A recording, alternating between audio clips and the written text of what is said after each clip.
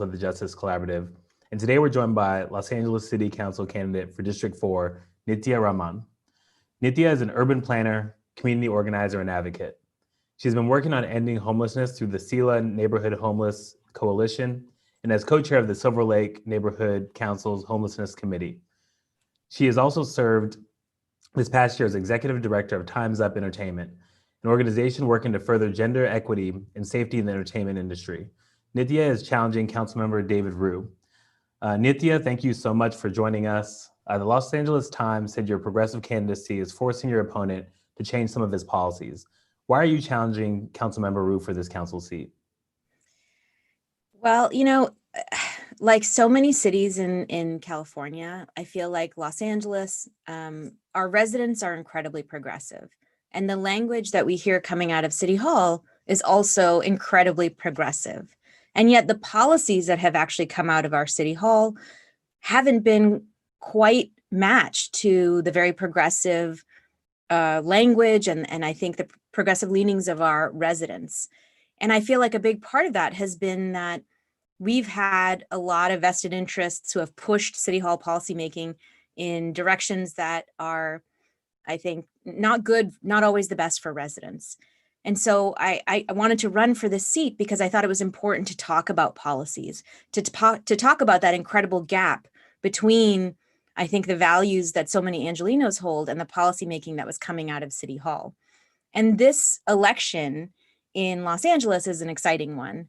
And I don't know whether in Long Beach they made the same change, but they made it so that our municipal elections and our federal elections overlapped for the first time here in LA.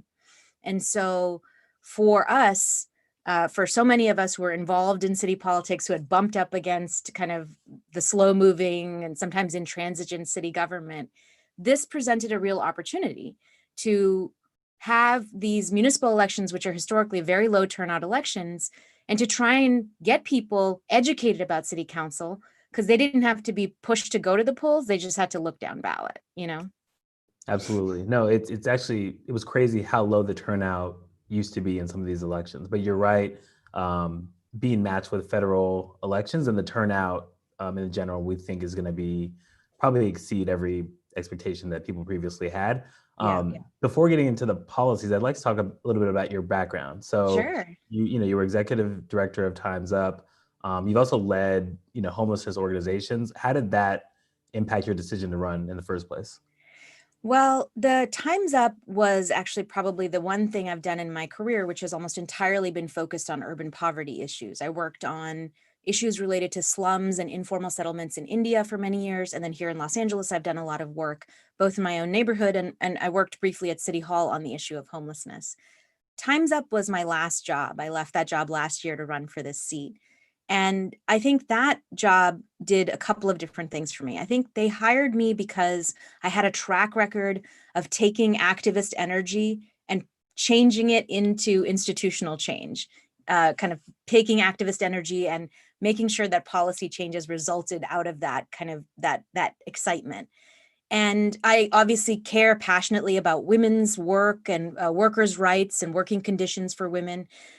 But that job was a really interesting one for me because it was on such a big stage. I was in the media more often. I was talking to people who were often very well known in their field, whether it was in entertainment or policymakers from across America. And I think for me, as a woman of color, as someone who was raised in a more traditional family environment, for me, it was an important personal moment for me that gave me the courage to say I can step up and take on a more ambitious role in public life as well. And so for me, it was an incredibly important work opportunity that allowed me to understand an industry that shapes Los Angeles and the barriers that workers face in it.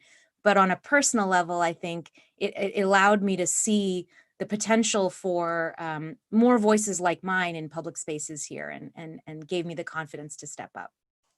So you were also, you were working full time. Some may know, you're a mother of twins. Yes. And in your free time, you were organizing to serve the homeless, like on a big scale, right? And so, in my own neighborhood. in your Yeah. neighborhood, in your own neighborhood. Yeah. And so, how did you get from that? Like how did that experience get you inspired to run for an LA council seat? So I had worked in City Hall in 2014. And when I worked there, I had been tasked with writing this report that looked at what the city was spending on homelessness at that time. So now there's 41,000 people experiencing homelessness in the city of Los Angeles. Back then there were 24,000. So it was much less, but still an enormous number. And my report found two really surprising things. One was that the city was spending over $100 million on homelessness already, without even counting it as homelessness related spending. But the biggest surprise for me was what it was primarily being spent on. And I found that almost 87 million, almost 90% of it, was being spent on putting unhoused people into jail. And they would be put into jail for 3 days and then released because they were being arrested for things that were, you know, not crimes. They were crimes of poverty, if anything. They, for things like sitting and sleeping on the street, for drinking in public, for having a shopping cart. Not only was this policy incredibly cruel, but it was also completely ineffective at actually addressing the cause for which they were arrested, for addressing homelessness. In fact, putting somebody in jail meant that they would often be homeless for even longer. So in my own neighborhood, when I left City Hall, I was very disillusioned by City Hall's approach to it. In my own neighborhood, I was really inspired to try and create an alternative to that very brutal system that the city had set up. And I thought maybe in my own neighborhood, if we can make sure that we do outreach and services first, if we can get people connected to caseworkers and really start that long process, because getting from a tent into a home can be a very long process. And so for me, trying to create that in my own neighborhood, I think was the thing that drove me to do all of the volunteer work. As we were doing this work, I kept bumping up against resistance from the city. And after doing this work for some time and realizing how much we could accomplish as volunteers, I started to think about what the city would look like if our elected representatives felt both the same level of urgency that I did on this issue, but also felt the need to respond to homelessness as the humanitarian crisis that it is, instead of thinking of it as a policing and criminalization issue. And so that was really the thing that I think pushed me to think about running for this seat. So, the population of people experiencing homelessness in your district went up 53% in 2019, the most of any Los Angeles council district. Can you talk a little bit more about what you plan to do about that if you're elected? Well, so those numbers were updated recently, and that number wasn't as sharp between last year and this year. However, the number has gone up significantly in the districts over the past 5 years. So it's gone up by 72% over the last 5 years. Still an enormous increase in homelessness. And across the whole city, there's been a significant increase over that time as well. I think we could be doing two very important things that can really transform our response to homelessness locally. One is to change how we deliver services. Rather than leading with LAPD first. LAPD continues to be the primary and most frequent point of contact between residents experiencing homelessness and the city. I want to lead with outreach workers and services first. I want to provide neighborhood level services where you have outreach workers and mental health caseworkers who have to know everyone experiencing homelessness in their neighborhood by name and are tasked with making sure those individuals are moving along the path to getting services and to getting housed, which can often be a very long path. I also think that we could do a much better job of preventing people from falling into homelessness. We have a runaway housing market.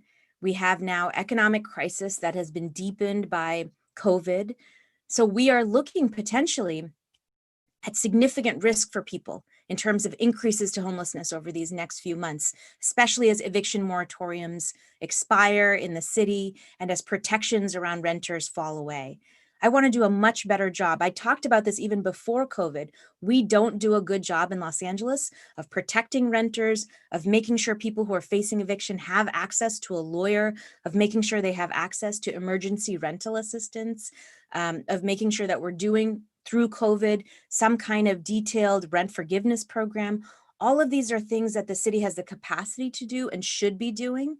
And I feel like if we can focus on these two things going forward, we can really make a dent in homelessness. In addition to those two initiatives, can you talk a little bit more about the community access center idea and like how that relates to, your plans? Yeah. So, I talk about neighborhood level services all the time. So I want to just describe in my own neighborhood how, we have hundreds of people living in encampments throughout this region of the city. And yet in this whole area, when we started our work as volunteers, there was not a place that you could go to have a walk-in shelter bed. There was not a place where you could go talk to a case manager and see, if you needed help to access that help. There wasn't even a place where you could go and you were welcome to use the bathroom or take a shower, So essentially what we'd created in most parts of Los Angeles was a situation where once you were experiencing homelessness, we had made it almost impossible for you to access the tools that you needed to stop being homeless. And I think this is particularly important in the context of people who are newly homeless. When you first lose your home or when you're first facing housing insecurity, if you don't have those resources available to you at the neighborhood level, it's going to be very, very hard to get out of that situation quickly. And yet that's the best time actually for you to get back into housing and get back on your feet and not need as much government assistance. So I really want to think about providing services at the neighborhood level through these community access centers where you have outreach workers housed and where you have mental health services being provided. And I think you could do that with existing resources from the city and state, just reorganized and thinking through the neighborhood as a kind of gateway into those services. So you've also mentioned a different approach, which is not a service-oriented approach. It's a policing-oriented approach. And so I'd like to talk a little bit about um, that issue and the incumbent RU's policies, and if you could talk a little bit about the distinction. So Councilmember Rue, following your lead, refused to accept police union contributions, and he agrees with you that the $150 million budget cuts to LAPD are necessary as a first step. The LA Times reported that the LA Police Protective League spent approximately $45,000 in support of him. Can you talk about your differences on policing and how are those differences relevant to community-based programs and funding housing initiatives that you're talking about? Yeah, I mean, even in the response, we've talked a lot about homelessness in this conversation. So let's talk a little bit more about that issue. In kind of the response to homelessness for a long time, council members, including Councilmember Rue, have voted over and over again to criminalize aspects of homelessness, to criminalize poverty, essentially, it's illegal to sit and sleep on the street here in LA. It was illegal for a very long time to sleep in your car, something that the council voted to reauthorize every 6 months, even when thousands of people were sleeping in their cars and the number was growing and there was no legal spaces for them anywhere in the city, right? So the response to homelessness, the response to this issue has always been one that's been focused on criminalization through policies and responses through police as kind of your primary way of addressing this issue. And I think this approach has been the case for many of the other issues that LA deals with. I think in terms of why these decisions have been made, why LA continues to expand investments in armed policing over other kinds of responses to some of its biggest challenges, I think the role of the Police Protective League, as you just mentioned, is a really, really important one. We have in LA historically had very low voter turnout in municipal elections, right? And so in a district like mine, where you had 250,000 residents, 180,000 registered voters, in the last election, you had 24,000 people who voted in this municipal race. And so it was very easy for an organization like the Police Protective League to spend money in support of a candidate, to send out a few mailers, and for that person to win the race very easily, right? And so the Police Protective League played an outsized role in determining who had power in Los Angeles. So I think it's very important as we think about all of these conversations around public safety going forward, around reimagining policing and reimagining how the city delivers public safety, I think it's incredibly important to make sure that the role of the Police Protective League is not as outsized as it was before. And that's something I'm very committed to. We haven't taken a single dollar from the union during our entire campaign. We've talked about the power of the union in the past, and it's something I'm very conscious about making sure that we focus on going forward. Yeah, it's a really important point. We've spoken on this show before about the power of police unions and just like independent expenditures in general, how they have more power when the community's not engaged, when turnout is low, and when there's not, people power behind a particular candidate or issue. So Right. I think that, thank you for mentioning that's a really important point. Your platform calls for a Green New Deal in Los Angeles. What is the connection between a local Green New Deal and some of the other issues you've been talking about? So I think that we have the opportunity in Los Angeles to make investments that can both future-proof our community and make it a greener future, but also invest in jobs that can provide local jobs that can make sure that we're really investing in our people. If you look, for example, at the efforts on retrofitting homes for energy efficiency, we have the ability in Los Angeles because we own our own public utility. We own the DWP. It's an incredible asset and it generates a huge amount of revenue and it spends also on, power and all of its projects. We could be using that tool to do a big retrofitting program, not just for single family homes, but for multifamily units that's funded by the DWP and that could employ residents in good, well-paid union jobs. And I think that's the kind of thinking we're going to have to be doing, which is all the more important now, given that we are facing this economic crisis, which is, moving on month after month. I think we have to be thinking about creative ways of using our own city's resources to invest in residents and to make sure that we're investing in projects that are making sure Los Angeles is a better, more sustainable, more just city going forward into the future. And I feel like thinking through the connection between those and thinking through kind of how we use our environmental tools to get us towards those goals, I think is a very, very important thing to be doing.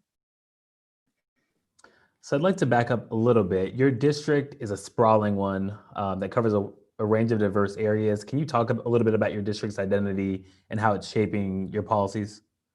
Yeah, we have one of the strangest shaped districts in the entire city. I think there's only one other council district that I would say is shaped equally strangely.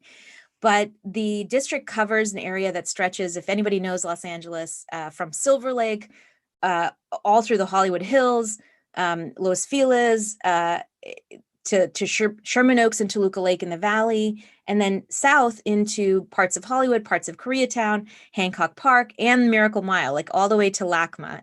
That's all part of this very, very strange district. And I think the shape of the district has some disadvantages.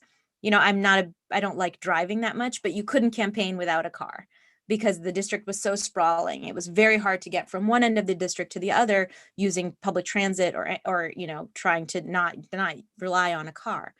And yet the fact that the district was so big and so diverse in kind of the neighborhoods that made it up, I feel like also pushes any person who's running for this district to also think about a range of policies, that it can't be just policies that are appropriate for one neighborhood in one place.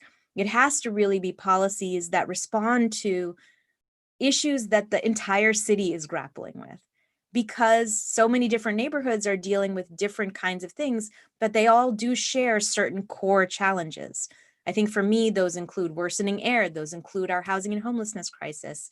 And we've talked a lot about these issues on our website, but I think as a candidate, it pushes you to think at the city level as well as at the neighborhood level. And that's an interesting challenge as you're going through this. All right, so I know you have to run soon, but it's a lot of work running for public office. You've been campaigning for how long? You mentioned it. I just started my 15th month of campaigning, which 15 months.